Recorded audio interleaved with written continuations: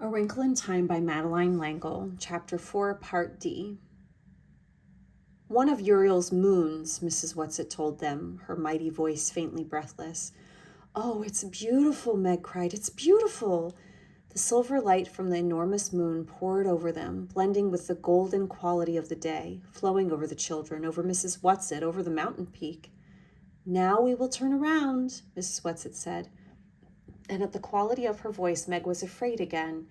But when they turned, she saw nothing. Ahead of them was the thin, clear blue of sky. Below them, the rocks thrusting out of the shifting sea of white clouds. Now we will wait, Mrs. Whatsit said, for sunset and moonset. Almost as she spoke, the light began to deepen, to darken. I want to watch the moon set, Charles Wallace said. No, child, do not turn around, any of you. Face out toward the dark. What I have to show you will be more visible then. Look ahead, straight ahead, as far as you can possibly look. Meg's eyes ached from the strain of looking and seeing nothing.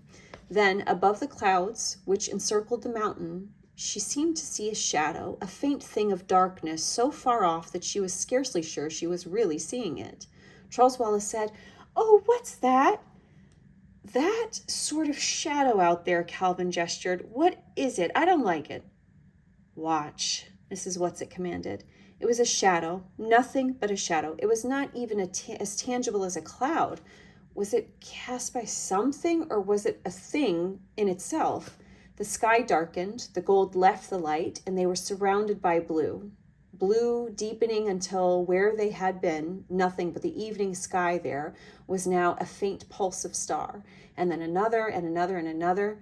There were more stars than Meg had ever seen before.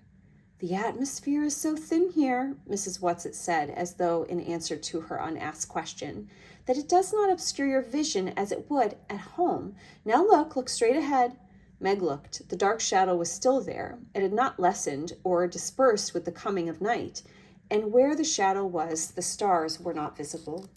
What could there be about a shadow that was so terrible that she knew that there had never been before, or ever would be again, anything that would chill her with a fear that was so beyond shuddering, beyond crying or screaming, beyond the possibility of comfort?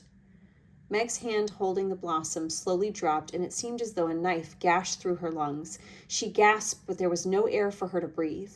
Darkness glazed her eyes and mind, but as she started to fall into unconsciousness, her head dropped down into the flower, which she was still clutching, and as she inhaled the fragrance of their purity, her mind and body revived, and she sat up again.